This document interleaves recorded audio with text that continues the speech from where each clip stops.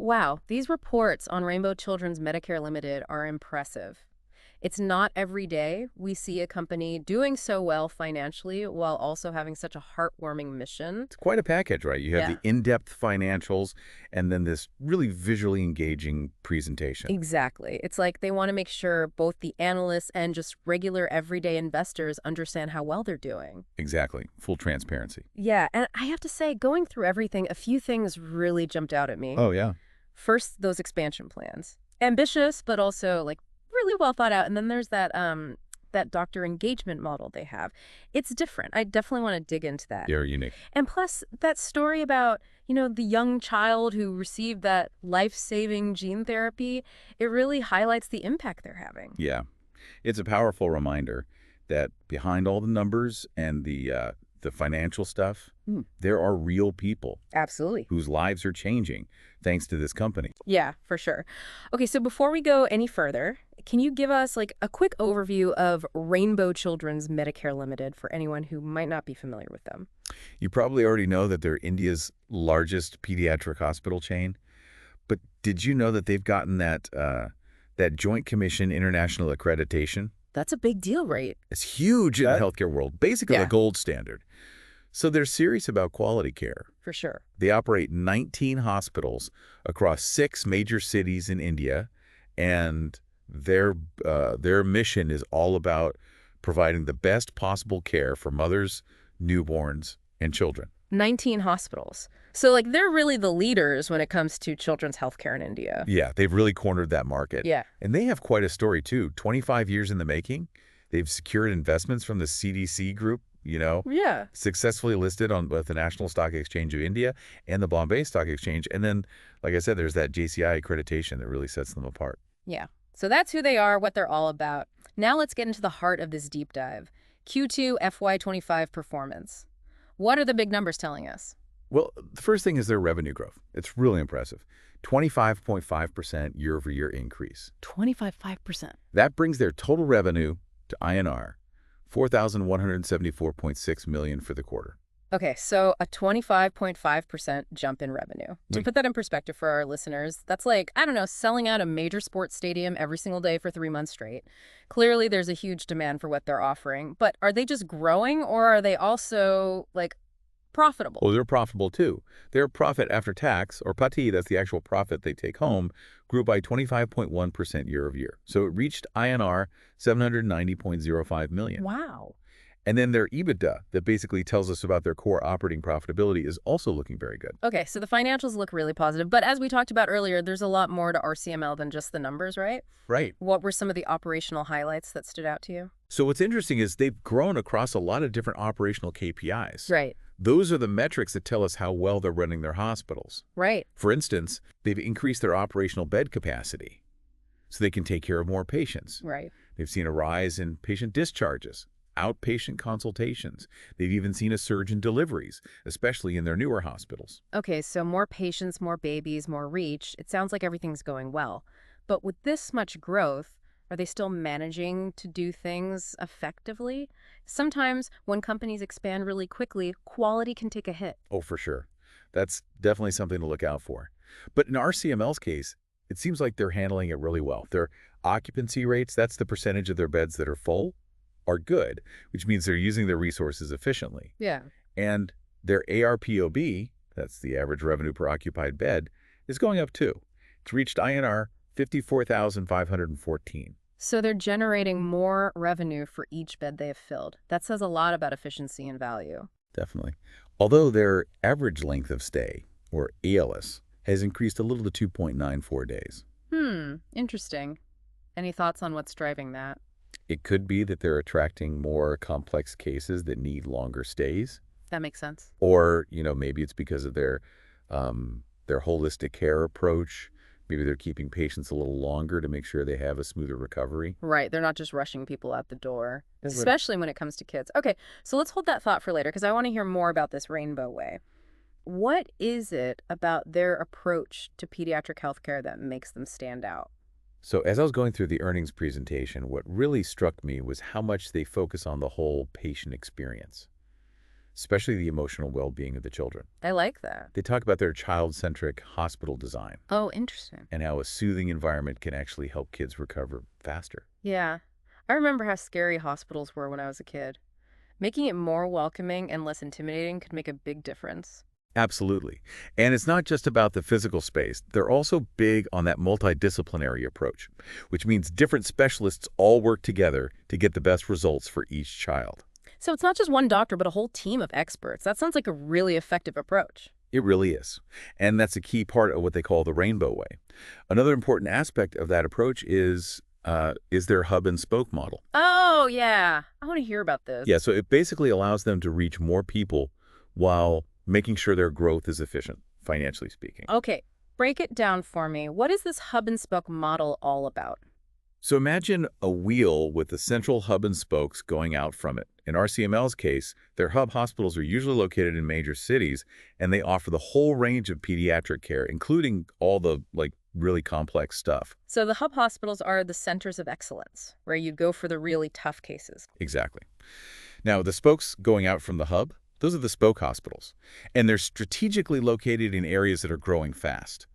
These spoke hospitals focus more on primary and secondary pediatric care and, basic tertiary services. Got it. They also handle comprehensive obstetrics and gynecology care. So basically, they're the first point of contact for patients in those areas. Exactly. They make sure people have access to care close to home for routine stuff, common illnesses, even having a baby. And if someone needs more specialized care, they can easily be referred to the hub hospital. Okay, so it's like a network, right? No matter where you live, you can get the level of care you need. Precisely. Oh, It makes specialized care accessible to a much wider population. really smart. Mm. Especially in a country as big as India. Now, you mentioned earlier that their doctor engagement model is kind of unique. Oh, yeah. Tell me about that. It's interesting because instead of relying mostly on, part-time or visiting consultants, which is what a lot of hospitals do, RCML has a system where their specialist doctors are full-time and on retainer. So they have specialist doctors available 24/7. That's right. Wow, that must be such a relief for parents knowing there's always a specialist on hand no matter what. Oh, absolutely. But I have to ask, wouldn't having all those specialists on staff full-time be really expensive? How do they make that work financially? It might seem counterintuitive, but it actually helps them be more cost efficient. Really? How? Because they have those specialists there all the time, they can make sure their staffing levels are optimized. Oh, I see. They don't have to rely on as many expensive on-call consultants. Right. And they avoid those last-minute situations that can really drive up costs. Makes sense. Plus, their doctors are happier with this model, so they tend to stay longer. So less turnover. Exactly. Which means they save money on recruitment and training. So it's a win-win for everyone. The doctors, the patients, and the company. Yeah, pretty much. Okay, we've covered a lot already. Their financials, the hub and spoke model, this really innovative doctor engagement model. Whew. But before we move on, tell me about that story about the child who got the life-saving gene therapy. You mean the one with the 21-month-old with spinal muscular atrophy? Yes, that one. That's a really powerful story. So this child was struggling with basic motor skills because of SMA, and they received this life-saving gene therapy at one of RCML's hospitals. Gene therapy's really expensive, right? How was the family able to afford it? The really heartwarming part of the story is that the community came together to raise the money. Yeah. A large public sector organization and its employees all chipped in. That's incredible. It shows how much people believe in RCML and their commitment to really pushing the boundaries of care. Okay, so we'll pause here for now. We've learned about their strong financials, their unique operating model, and we even got to hear about a really inspiring story of how the community came together to support a child in need. And there's still more to come. Exactly. We've only just scratched the surface. Be sure to join us for part 2, where we'll dive even deeper into their performance, their expansion strategy, and what it all means for the future of pediatric healthcare in India. So, as we were talking about their hub and spoke model in the last part, I realized I'm really curious to hear more about how exactly that plays into their expansion strategy. It's a great point to pick up on. It's not just about adding more hospitals. It's about strategically creating a network that makes sense financially, geographically. And can you remind us again how this hub and spoke model works? Oh, absolutely. So picture, those old wagon wheels? with the central hub and spokes radiating out. Yeah. So in our RCML's case, the hub hospitals are, like we talked about, those centers of excellence, usually in major cities. They offer that full range of specialized care. Right, the hub hospitals are where you go for those complex cases. Exactly. And now imagine those spokes extending out from the hub. Yeah. Those are the spoke hospitals, and they're in areas that are, experiencing rapid growth. These spoke hospitals really focus on that primary and secondary pediatric care, alongside basic tertiary services and comprehensive OBGYN care. Okay, so they're like the first point of contact. Exactly. They make sure people have access to quality care close to home, whether it's checkups, illnesses, or even delivering a baby. And then if a patient needs more specialized care, they can seamlessly be referred to that hub hospital. So it's like a safety net, making sure everyone has access to the right level of care no matter where they live. Precisely. It makes specialized care accessible to a much, much wider population. And their robust transport network is crucial to this whole system. Oh, interesting. They have dedicated ambulance services and even air ambulances to transfer newborns and kids, quickly from those spokes to the hub hospitals. So they really have the logistics figured out. Absolutely.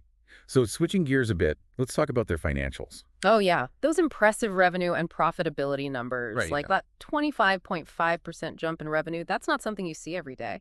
Absolutely. So what's driving this growth? Well, for one, their expanding network is definitely playing a role. As they open new hospitals, tap into new markets, they naturally bring in more patients, which leads to more revenue. Yeah, more patients, more revenue. Yeah. But it's not just about quantity, right? They also have that reputation for high-quality, specialized care. Absolutely. Their reputation is attracting those patients who are willing to pay a premium, for that level of expertise and care. And remember, their doctor engagement model. Oh, yeah, the full-time specialist doctors. Right, that also plays a part in their financial performance. I wouldn't have thought of that. How so? Because they have those specialists on staff full-time, they're saving money in the long run. They don't have to rely as much on those, very expensive on-call consultants that a lot of hospitals use. Oh, right, yeah, because they have their own team in-house. Exactly. Plus, their focus on operational efficiency is really evident, in those rising occupancy rates and that impressive ARPOB we talked about. Yep. They're always finding ways to, deliver care more effectively without compromising quality, which is so important. So they're not just growing, they're growing smart. Precisely. And they're also being strategic about, diversifying their revenue streams. Oh, tell me more about that. Well, pediatric care is still their core focus, but they're also expanding their perinatal and fertility services. That's under their Birthright by Rainbow brand. Oh, so they're thinking about the whole family. Exactly. It's a really smart move because it taps into a growing market, and it creates natural synergies with their existing pediatric services. Can you give me an example of that synergy? Well, imagine a couple, right? They start with fertility services at Birthright by Rainbow. Then they receive prenatal care at an RCML hospital and deliver their baby there. And then the child has access to, all of RCML's pediatric care through that network. It's a seamless experience, really. It is. And families get peace of mind knowing they have a trusted provider throughout their journey. Yeah, and RCML benefits from those, long-term relationships with their patients. It's a win-win. And speaking of thinking long-term, I was really intrigued by their decision to establish a new child development center. Yes. Tell me about that. It really highlights their commitment to holistic childcare. They recognize that developmental and learning disabilities, are often overlooked. Yeah. And they've taken the initiative to fill that gap. So it's not just about treating illnesses, it's about supporting a child's whole development, their well-being. Exactly. The center will offer a bunch of services, including assessments, early intervention programs, speech therapy, occupational therapy, and special education support. That's incredible. Such an important area, too. Where will the center be located? So they chose a very strategic location right next to their cardiac hospital in Banjara Hills, Hyderabad. Why there? Well, for one, Hyderabad is a strong market for them. Yeah. They have that well-established network of hospitals there already. Right. Plus, being next to the cardiac hospital allows for that, seamless coordination of care. Makes sense. Children with complex medical conditions often have developmental needs, so having the services right there makes it so much easier. It's like they're creating this one-stop shop for all of a child's needs. Exactly. And did you notice they're launching this center on a very special day? I didn't. Tell me. It's going to launch on Children's Day, which is also their foundation day. Oh, wow. Yeah, it's a really nice way to symbolize their dedication to children's well-being and mark this new chapter. I love that. Okay, so we've talked about their impressive financial performance, their really smart growth strategy, and their commitment to providing holistic care, care that goes beyond just treating illnesses. And there's even more to uncover. Oh, what else is there? Remember those unique and inspiring cases? The ones that really show how they're pushing boundaries in pediatric medicine? Oh, yes. I want to hear about those. Well, in part 3, we're going to take a closer look at those cases. We'll explore the incredible work RCML is doing to really, improve the lives of children. Okay, can't wait for that. For all our listeners who are as captivated by this story as we are, join us for part 3, where we'll explore that heartwarming and really groundbreaking work that RCML is doing. All right, so we're back for the final part of our deep dive into Rainbow Children's Medicare Ltd. And I'm ready to hear about those inspiring cases. It's really impressive. They're not just treating those everyday illnesses. Right. They're pushing boundaries. Right. Taking on cases that require real expertise and, cutting-edge technology. Yeah, and the earnings presentation highlights a few cases that really show this commitment. For sure. You mentioned a case that really stuck with me, the baby born prematurely with those breathing difficulties. Can you tell us more about that one? So this case really highlights their expertise in neonatal care. Okay. This baby was born at just 33 weeks, weighing only 1.7 kilograms. Oh, wow. Imagine a baby so tiny, just struggling to breathe. Yeah, heartbreaking. And even after the initial treatments, the baby kept having these episodes where they would stop breathing, sometimes for seconds at a time. Oh, God. It was a real race against time to figure out what was going on. Yeah. And this is where that multidisciplinary approach is so important. They didn't just rely on one doctor. Right. They brought in specialists from different areas to work together. They did a bunch of tests and MRI and everything. Wow. And they eventually suspected this very rare genetic condition called central hypoventilation syndrome. Central hypoventilation syndrome. I've never even heard of that. Yeah, it's super rare. Wow. Which is why you need a whole team of experts to, recognize it and make the diagnosis. They did genetic testing to confirm it. It's amazing how far medical science has come, Oh, yeah. being able to identify these rare conditions through genetic testing and then come up with those targeted treatments. Absolutely. And RCML is really at the forefront of these advances, For sure. investing in the technology and the experts. Now, there was another case that I remember, the 4-year-old who had that life-threatening complication after a procedure at another hospital. Can you tell us about that one? Oh, yeah, that one was really complex. Yeah. This poor child had a tear in their esophagus, which let air leak into their chest cavity. And then because of that, they developed this severe infection near their lungs called a mediastinal abscess. Oh, my God. It was a domino effect. Each complication just made things worse. That sounds so serious. It was. The child was in a lot of pain, struggling to breathe. They needed intensive care to stabilize them, surgery to drain that abscess and repair the tear. Wow. Because they couldn't eat, they needed a feeding tube. It was a lot for a little kid to go through. It's hard to even imagine. So what happened? They made a full recovery. Wow, that's incredible. It was a long road, but the medical team, the technology at RCML, and their commitment to, never giving up made all the difference. These stories are so inspiring, They give you hope. Okay, so they're taking on these rare cases, but they're also really good at handling those more common but still serious conditions, Right, like yeah. dengue fever. Absolutely. Dengue can be really dangerous, especially for kids. Yeah, what kind of complications can happen? Well, dengue can cause internal bleeding, organ damage, even shock. Wow, I didn't realize it could be that serious. Yeah, it's a serious illness. The earnings presentation highlighted one case, a young girl with severe dengue. Yeah, I remember that one. Dengue is such a problem in India. It is.